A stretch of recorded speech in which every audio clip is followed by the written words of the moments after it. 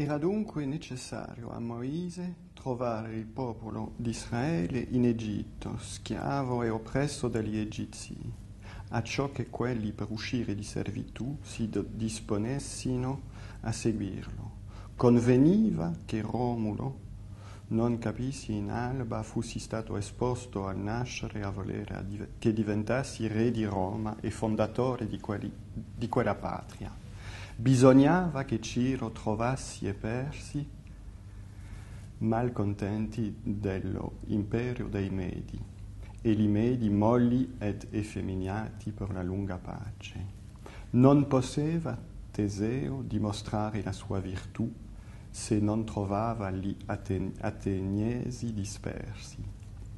Queste occasioni, pertanto, fecero questi uomini felici e la eccellente virtù loro fece quella occasione essere conosciuta, donde la loro patria ne fu nobilitata e diventò felicissima.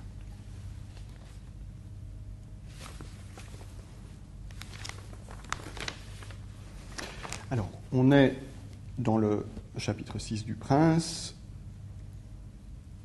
consacré à ces fondateurs, ces nouveaux princes, ces princes nouveaux, vertueux, auxquels la fortune, nous dit Machiavel, offre l'occasion de donner forme à une matière. Machiavel faisant ici appel, un peu avant le passage que je lisais, à ce duo classique de la forme et de la matière pour considérer que le fondateur est celui qui assure une certaine forme à une matière. Alors, dans le passage que je viens de lire, je voudrais m'arrêter sur différents éléments propres à la rencontre entre le fondateur vertueux et une certaine situation qui lui est donnée par la fortune de rencontrer. Quant à cette situation que lui fait rencontrer la fortune, il convient d'abord de noter que celles-ci, finalement, dans les quelques lignes qu'on a lues, ne sont composées que de contrariétés, des dépendances, des désordres, voire des corruptions qui sont offertes par la matière politique, quelque part, au nouveau prince, au prince nouveau. La fortune semble donc consister à ce moment-là à rencontrer quelque chose de contraire. Au même titre, peut-on noter que dans tout le début des discours, Machiavel insiste sur le fait que la bonne fortune romaine consiste essentiellement dans un certain désordre, une certaine conflictualité interne à une telle cité. Deuxièmement, quant à cette situation de contrariété que rencontre le prince nouveau, Machiavel nous dit, dans le passage que je lisais, que ces rencontres apparaissent comme des nécessités. Troisièmement, ces nécessités sont exprimées par Machiavel au passé. Ce sont tous ces mots sur lesquels j'ai insisté: conveniva, che Romolo non capissi in alba, bisognava, non poteva, etc. Era necessario a Moïse. Donc, nous avons la rencontre d'un prince fondateur avec une situation. Cette situation est une situation de contrariété. Cette rencontre s'exprime comme une nécessité, mais cette nécessité ne peut elle-même être perçue qu'au passé. Enfin, et ce sont les dernières lignes du chapitre en question, ces rencontres nécessaires qui s'expriment au passé sont réfléchies par Machiavel en termes d'occasion, de kairos donc, et Machiavel, c'est sur ce mot-là que j'entends mettre l'accent, Machiavel nous dit que cette occasion est d'une manière ou d'une autre l'objet d'une connaissance. La vertu du prince est ce qui permet que les occasions en question soient connues. Quell'occasione essere conosciuta, nous dit Machiavel. Alors, On pourrait, à première vue, considérer que cet usage du mot conoscere ici est un peu anecdotique, sauf que Machiavel fait toujours appel à ce mot-là, fait diverses fois appel à ce mot-là quand il se réfère à la question de l'occasion. Je pense en particulier au chapitre 7, au livre 7, excusez-moi, de l'Arte della Guerra, dans lequel Machiavel nous dit que comme une règle générale pour le combattant qu'il doit sapere nella guerra conoscere l'occasione e pigliarla, et l'insistance qu'il a d'ajouter sapere et conoscere laisse bien entendre qu'il s'agit quand même d'une connaissance. Plus encore, dans ce petit texte poétique, le Capitolo dell'occasione, qui n'est c'est vrai qu'une réécriture par Machiavel d'un épigramme d'Ausonius, dans ce petit texte, Machiavel ne cesse de lier à l'occasion un vocabulaire qui relève de la connaissance, puisque l'occasion est dit, se dit elle-même dans ce petit texte, a pochi nota, elle est connue de peu, on ne la reconnaît pas ou on ne la connaît pas quand elle passe.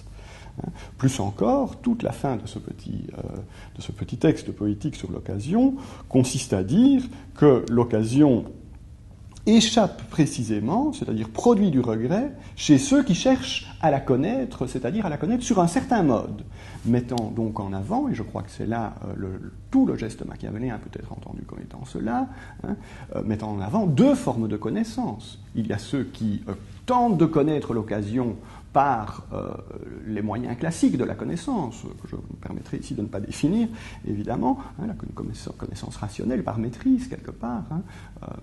Et face à cela, Machiavel dit qu'à ceux-là, l'occasion échappe par définition. Ils ne peuvent quelque part rencontrer l'occasion que sous la forme du regret. Et au contraire, il y a ceux qui parviennent à faire en sorte que l'occasion soit connue, mais selon une autre forme de connaissance que celle qui consisterait à vouloir la maîtriser de manière rationnelle. Alors, quelle est cette autre forme de connaissance de l'occasion que nous propose Machiavel ? Alors, on serait tenté, évidemment, de considérer que celle-ci consiste essentiellement dans sa saisie, dans ce geste qui consiste à pouvoir cueillir ou rencontrer ou saisir l'occasion. Je crois que ce geste est certes fondamental pour Machiavel, mais qu'il doit être considéré comme insuffisant, c'est-à-dire que la connaissance de l'occasion, cette connaissance que quelque part Machiavel ne cesse de développer dans ses écrits, est une connaissance qui ne se limite pas au moment de la saisie, même s'il s'agit toujours dans son chef de montrer que la saisie en est l'élément crucial, l'élément inaugural en quelque sorte. Alors qu'est-ce qui est nécessaire en plus ? Évidemment une certaine durée. C'est-à-dire que la nécessité de la rencontre de l'occasion, ou la nécessité de la connaissance de l'occasion, ne peut être éprouvée que dans la mesure où un ordre s'impose, un ordre s'impose ou un ordre se crée, un ordre naît dans la durée, c'est-à-dire dans la mesure où il y a un prolongement. C'est seulement au titre de ce prolongement qu'une occasion aura été rencontrée, me semble-t-il. D'où le fait que dans le Capitolo dell'occasione, justement, c'est aussi sous la forme du regret que s'éprouve, c'est-à-dire ce prolongement dans le futur, que s'éprouve la non-rencontre de l'occasion. Alors, la suite du chapitre 6 dont je suis parti porte, me semble-t-il, sur ce temps long, sur cette perdurance ou cette durée qui fait que l'occasion, qui seule fait que l'occasion aura, au passé, été connue. Et à l'aide de quelle idée Machiavel questionne-t-il cette durée ? À l'aide d'une idée très très étrange, c'est-à-dire de la combinaison du registre de la force et du registre de la croyance. Toute la fin du chapitre 6 porte effectivement sur l'idée qu'il s'agit de forcer la croyance. Pourquoi le prince nouveau doit-il forcer une croyance ? D'abord, pourquoi s'agit-il de croyance ? Et pourquoi Machiavel ne cesse-t-il ici de faire appel au registre de la croyance ?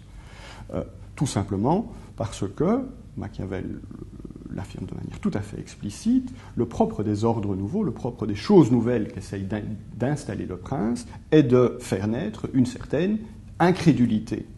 Pourquoi y a-t-il incrédulité par rapport aux choses nouvelles? De nouveau, la chose est extrêmement simple, tout simplement parce qu'on ne peut pas les expérimenter, nous dit Machiavel. On ne peut pas les éprouver par l'expérience de manière directe. D'où le fait qu'il s'agit bel et bien de croyance. Et je crois que le mot est fondamental, c'est-à-dire que s'il s'agit de croyance, c'est dans la mesure où l'ordre, c'est ordini nuovi que Machiavel essaye de réfléchir ici, ne peuvent pas être réfléchis comme étant fondés. C'est-à-dire il ne s'agit pas d'un ordre sur lequel on pourrait raisonner qui serait disponible en deçà de la matière sur laquelle il va s'imposer. C'est à ce titre-là que c'est une croyance.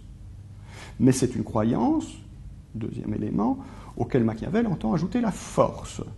Il s'agit de forcer la croyance. Contre qui dit-il cela? Évidemment contre Savonarole, qui pense que la croyance seule est suffisante. Au contraire, Machiavel entend montrer que cette croyance ne s'impose pas d'elle-même, ne s'impose pas par sa propre répétition. Il ne s'agit pas de prier. Prier, c'est quoi? C'est répéter la prophétie, ou c'est répéter la croyance. Au contraire, le prophète doit être armé, c'est-à-dire il doit ajouter les armes à la croyance pour que celle-ci entre dans la matière concernée. Alors il me semble que commence à se définir ici ce registre de la connaissance de l'occasion. Il y a connaissance de l'occasion quand apparaît, c'est le début du texte qu'on a lu, quand apparaît la nécessité, quand apparaît comme une nécessité la rencontre de la vertu et de la fortune, ou de la vertu et de la matière. Mais cette nécessité n'est pas celle qui est propre au registre classique de la connaissance, c'est-à-dire n'est pas celle qui laisse entendre qu'un ordre préexisterait à la matière sur laquelle elle s'impose, comme s'il suffisait de prier, ou comme s'il suffisait de faire obéir à ces nouveaux ordres. Mais il s'agit, au contraire, d'un ordre qui est pensé comme le fruit d'une croyance forcée, d'une croyance collective qui est forcée, avec toutes les relations, toutes les tensions que cela suppose, et qui petit à petit vont faire apparaître leur nécessité. En quelque sorte, l'occasion aura été connue quand la nécessité aura pris, véritablement pris, au sens où on peut dire qu'une sauce prend quand on cuisine. Alors, si Machiavel emploie donc, et je terminerai par là, ces mots de forcer la croyance, il me semble que cela laisse aussi entendre, évidemment, que la matière à laquelle le fondateur donne forme n'est profondément pas passive. Sinon, justement, si la matière était passive, il suffirait de prier ou il suffirait de faire obéir. Deux possibilités, deux ordres qui préexistent, qui sont pleinement légitimes avant même d'entrer dans la matière et qui n'appellent donc que la contrainte pouvant induire l'obéissance ou la répétition par la prière. Au contraire, quand il s'agit de forcer la croyance, cela signifie justement que l'ordre ne préexiste pas à la matière, ou que la forme ne préexiste pas à la matière, ou qu'elle n'est pas autonome par rapport à elle, et que l'ordre donc n'est pas du tout l'actualisation d'un possible, mais est bien plutôt un état de puissance, toujours en acte, qu'il s'agit d'entretenir. Et on peut dire que forcer la croyance, c'est précisément cela, entretenir une croyance, la nourrir, la faire prendre, comme je l'ai dit tout à l'heure.